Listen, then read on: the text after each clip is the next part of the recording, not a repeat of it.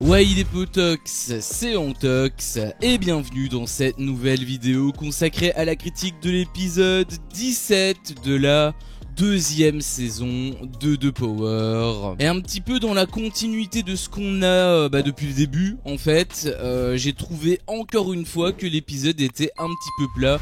Il s'est passé des petites choses sur la fin, ça a commencé un petit peu à douter de l'identité du Power Player. Est-ce que c'est réellement Antoine? Ça a commencé un petit peu à douter, même voire à commencer à suspecter un petit peu Manon. Donc ça peut être intéressant pour la suite, mais pour ça il faut attendre la suite, puisque dans cet épisode, eh bien, il s'est passé des petits trucs. Encore une fois, il y a des petits flashs par moment, je dis pas, mais la plupart du temps je m'ennuie. Voilà, je te le dis honnêtement, je me suis ennuyé. Forcément, quand t'as un power player et que, enfin, en fait, ils arrivent pas à gérer la tension.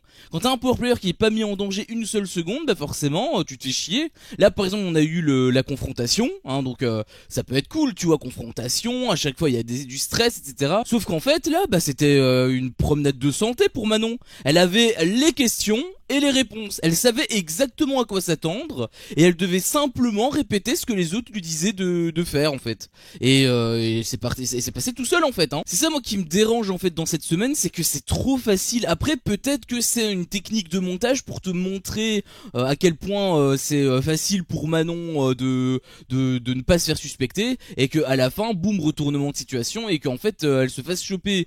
C'est possible, mais en même temps, bon, comme je t'avais dit avec Maïsan, je trouve que c'est déjà assez peu probable. Et aussi, le plus important, c'est pas uniquement la surprise à la fin de la semaine du Power Player. Le plus important, c'est quand même le rythme sur tous les épisodes qu'on regarde, en fait. Encore une fois, d'un point de vue contenu, il se passe des choses. Confrontation, le jeu avance, il y a pas de souci. Il se passe des choses. On est quand même loin de Banijé, bien évidemment. Mais on n'est pas à la hauteur de, par exemple, de Cerveau, où voilà, c'était quand même assez dynamique. Même la saison 1, je trouve qu'elle était plus dynamique que celle-ci. Il se passait plus de choses.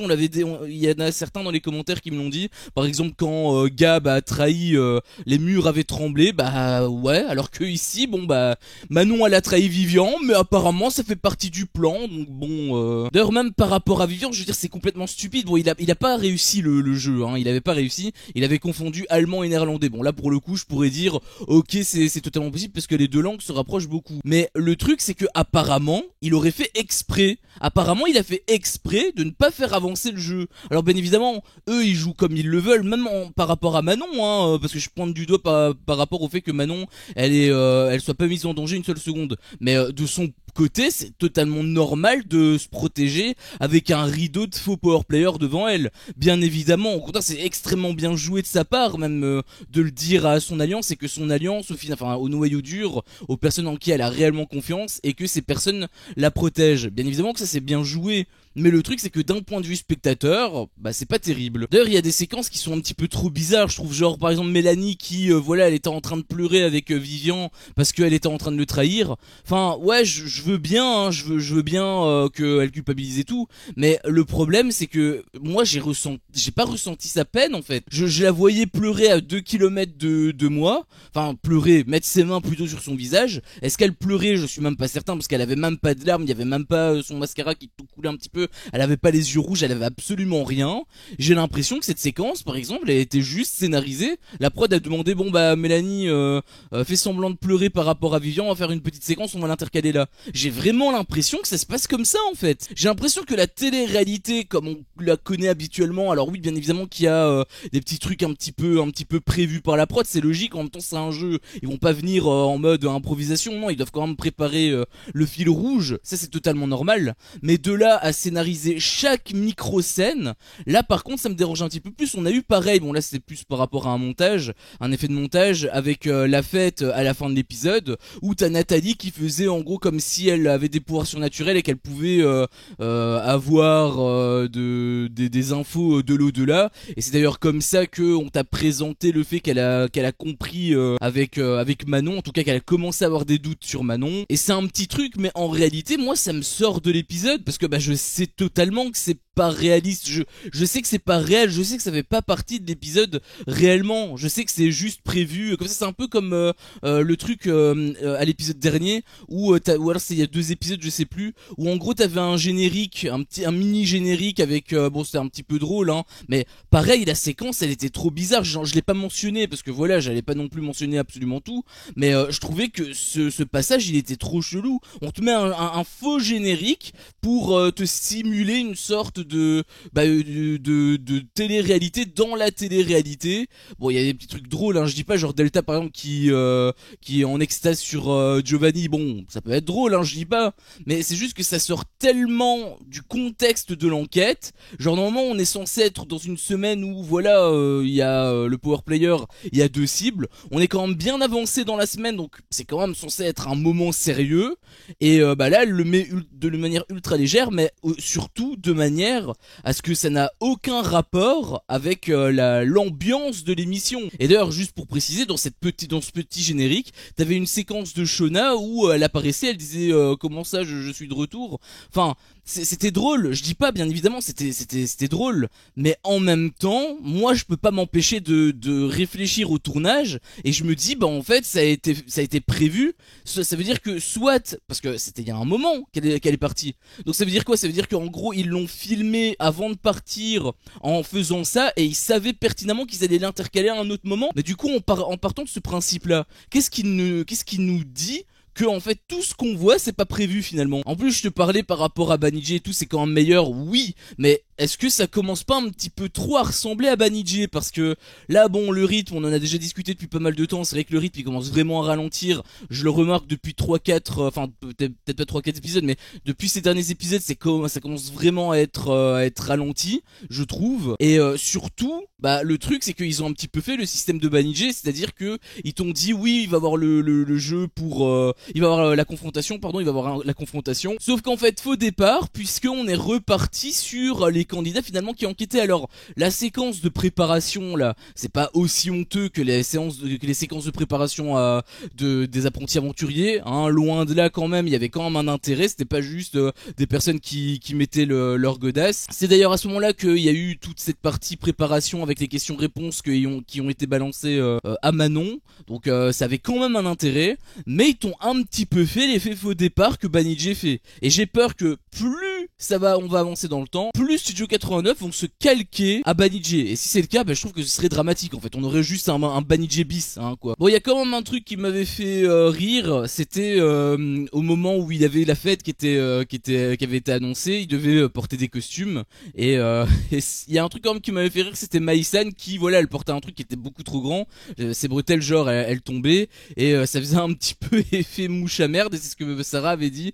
Elle avait dit on dirait une mouche à merde. Ça j'avoue que ça m'avait fait rire. Mais malheureusement c'est insuffisant pour me faire dire que l'épisode en entier était intéressant. Juste 5 secondes c'est pas suffisant en fait. Alors après je te dis 5 secondes mais bien évidemment que non, il y avait quand même eu plus de trucs intéressants. Il y a eu notamment donc comme je te l'ai dit la confrontation, où j'avais trouvé d'ailleurs que Lou elle avait excellemment mal joué parce que bah pareil elle est obnubilée par Antoine. En fait elle est exactement dans la même situation que Manon quand elle était cible la deuxième semaine, ou alors non c'était la première semaine plutôt, sauf que à ce moment-là le truc c'est que bah elle avait eu la bonne réponse, elle avait eu la chance d'avoir la bonne réponse. Lou malheureusement elle a la malchance d'avoir la mauvaise réponse. Mais en soi elles sont exactement pareilles, ça veut pas dire que l'une joue mieux que l'autre, elles étaient exactement au même niveau, c'est juste qu'il y en a une qui avait plus de chance que l'autre en fait. Mais je trouvais quand même que Lou elle jouait assez mal parce que bon bah déjà elle est censée être dans la confrontation, elle commence à parler toute seule, elle commence déjà un petit peu préparer son plan,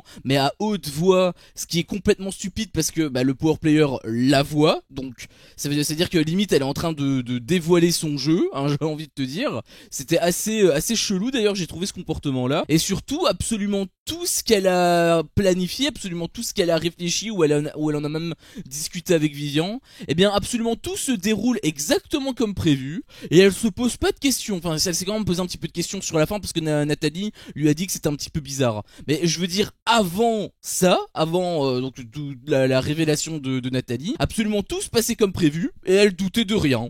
Voilà, les indices, pareil, tout mène à croire que c'est Antoine. Antoine, il bronche pas d'un pouce et il se passe absolument rien. Il y a aucun problème. À un moment donné, t'as même Lou qui fait un peu de rentre dedans avec Antoine. Sauf qu'Antoine, lui, bah, il s'en bat les couilles puisqu'il est ni cible, il est ni power player. C'était un gros problème que j'avais déjà soulevé plusieurs fois en saison 1 et que je continue à soulever sur cette saison 2. Et donc automatiquement, il y a aucune réponse de l'autre côté. Et Lou, bah, elle pense simplement qu'il stresse. Donc je trouve que c'est assez naïf même de la part des cibles, de toutes les cibles même, j'ai envie de dire, depuis le début de la saison. Honnêtement, la seule qui a bien joué sur cet épisode, la seule et unique qui a bien joué sur cet épisode, c'est Manon. C'est la seule qui a bien joué parce qu'à un moment donné, elle devait imiter Mélanie et elle l'imitait très bien. Bon, après voilà, elle a eu des directives de Mélanie, elle a eu des directives avec Vivian qui lui a répété ce qu'il fallait faire, et elle a eu des directives également avec Maïsan, parce qu'apparemment même Maïsan, elle peut aider apparemment les power players. Elle a vraiment pas trop d'avantages quand même, hein, la petite Manon, hein. Il suffit juste que le proprio lui donne les clés de sa baraque et on va dire que c'est un petit peu ok, hein. On va dire qu'elle a ce qu'elle mérite. Non, ce que je veux dire c'est que voilà, pour moi elle a beaucoup trop d'aide. Je veux dire, ok, d'accord qu'elle est le soutien de Maïsen, que les destins soient liés, je veux bien, mais est-ce que elle est obligée d'avoir tout ça pour elle, quoi? Tu m'étonnes qu'elle a réussi la confrontation avec tout ça, c'est logique. C'est comme si, je sais pas moi, c'est comme si t'étais un étudiant et que tes parents te payaient tous les profs privés du monde pour que tu aies 20 sur 20 dans toutes les matières lorsque tu vas passer l'examen final. Bah oui, là forcément, t'as plus de chances d'avoir 20 sur 20 dans ces conditions que un mec qui vit dans la misère, où il peut rien s'offrir, où il est dans une famille où c'est compliqué, où ça flirte avec le côté illégal. Enfin, je trouve qu'elle a un petit peu trop de trucs. Elle a quand même très bien joué, je dis pas, hein, l'imitation de Mel, franchement, je me suis marré, hein, pour être honnête avec toi, quand elle disait t'es bête, ça me faisait beaucoup rire. Mais je trouve que tout lui est donné sur un plateau d'argent. Alors après, je te dis ça, mais dans l'épisode précédent, j'avais été un petit peu surpris qu'elle avait choisi Vivian, parce que pour moi, elle devait pas choisir une cible. Mais apparemment, j'étais passé complètement à côté du message, parce qu'en fait, elle était obligée de choisir les cibles. Et là, pour le coup, je trouve quand même que c'est un petit désavantage qu'elle avait sur ce moment-là, parce que bah du coup, c'est-à-dire qu'elle ne peut en choisir que deux, alors que n'importe quel power player aurait pu choisir tout le monde. Et d'ailleurs, c'est le point que je voulais justement soulever, c'est que en fait, j'ai perdu mon attention sur ce moment-là, et c'est pas le seul épisode, hein, je suis honnête avec toi, c'est pas le seul épisode, ça fait déjà quelques épisodes où je perds mon attention à certains passages, et c'est quelque part très très mauvais, parce que quand je perds mon attention, en fait, ça veut dire que je commence à m'ennuyer. Et donc ça veut dire que ça fait depuis plusieurs épisodes que je commence à m'ennuyer, et c'est pas une bonne chose pour une émission, en tout cas par rapport à The Power. The Power, la saison 1, je m'étais pas ennuyé tant que ça, j'étais même très souvent présent. Alors que là, bah je dois avouer qu'il y a des longs moments, ça me fait chier, quoi. Toute la partie avant la confrontation, je vais pas te mentir, je l'ai regardé que d'un œil parce que bah, c'était un petit peu long, quoi. Là, on a vraiment le rythme type de Banijé, et ça me fait chier parce que je me souviens par exemple avec The Power, avec de Cerveau par exemple, le rythme était ultra dynamique, tu finissais à peine un jeu qu'il y avait un autre jeu qui démarrait derrière. Enfin, c'était prenant. Même la saison 1 en fait de Power, elle était prenante. Alors que là, je commence à m'endormir à certains moments, et j'ai vraiment peur encore une fois que Studio 89 se transforme en Banijé. Alors peut-être que notre calvaire va être terminé. Comme je te l'ai dit, voilà, il y a eu des doutes sur le fait que Manon pourrait être potentiellement le power play, parce que c'est vrai que Manon, bon, j'ai envie de te dire, à un moment donné, c'est logique hein, qu'elle réagisse ainsi, parce qu'elle était en train de parler en gros sur un transat ouvertement, etc. à Maïsen, où elle était en train de se foutre de la gueule de tout le monde, et bah je peux comprendre, puisque bah il y a absolument aucun obstacle pour elle. Pour elle, c'est vraiment encore comme je te l'ai dit, une promenade de santé. Donc à un moment donné, c'est normal que qu'il lui ait poussé des ailes, tu vois. Mais peut-être que justement, ça va lui porter préjudice, puisque à ce qui paraît, Nathalie a capté le truc. Elle avait même déjà averti Lou, qui a elle-même été un petit peu convaincue. Elle s'est dit, hein, c'est un petit peu refait le film dans sa tête. Elle s'est dit, c'est vrai que c'est un petit peu trop facile, en fait, tout simplement. Je pense qu'elle aurait quand même dû le comprendre dès le départ, mais bon, elle voulait rester sur son avis, sur son objectif de Antoine, donc bien évidemment elle fait ce qu'elle veut, mais le fait que ça fasse un changement à 180, j'ai l'impression que ça favorise juste la surprise, et je sais même pas, comme je te l'ai dit, si c'est prévu par la prod ou non. Honnêtement, j'en sais rien. La seule chose que je peux dire, c'est que je me suis fait chier sur cet épisode. La fin de l'épisode m'a un petit peu fait espérer, en tout cas, qu'il se passe des trucs. C'est pas la seule, hein, d'ailleurs. Nathalie a suspecté Manon. Enfin, elle avait pas suspecté Manon, mais il y avait déjà Jess aussi qui commençait à douter d'Antoine, parce que c'est vrai qu'Antoine, il est isolé, il est calme, il pète pas un mot, il s'en fout. Enfin, je veux dire, ça se voit sur sa tronche que c'est pas le power player. Il est pas en stress, il se défend pas, il s'en bat les couilles. Tu m'expliques un petit peu comment il peut être power player en ayant une telle réaction ainsi? Ou alors c'est le mec le plus zen du monde, hein, je connais pas Antoine, mais bon, je pense quand même qu'il aurait un minimum réagi si c'était le power player. Donc là, ça commence à douter, même Vivian également à un moment donné, il doutait, hein, il avait dit à Mélanie, tu fais pas ça pour protéger Manon quand même. Donc bon, c'était quand même, ça peut amener à une bonne séquence, ça peut amener à de bons épisodes demain, après-demain, etc. Mais j'ai toujours deux interrogations. De un, est-ce que absolument tout est prévu dans le script et qu'en fait ils jouent juste des séquences et nous on nous fait croire qu'en fait c'est un jeu qui se déroule réellement alors qu'en réalité il y a aucun jeu. Ça c'est le premier point d'interrogation que je me pose. Et le deuxième point d'interrogation que je me pose, c'est est-ce que ça va être réel aussi? Est-ce qu'on va vraiment voir des personnes douter? Parce que c'est comme ça qu'on t'a vendu la fin de l'épisode, mais c'est également comme ça qu'on t'a vendu la fin de l'épisode où il y avait la cible qui devait être choisie, la deuxième, où t'as Maësen qui disait que Manon elle était dans la merde et tout, et finalement bah je sais pas où t'as vu qu'elle était dans la merde, mais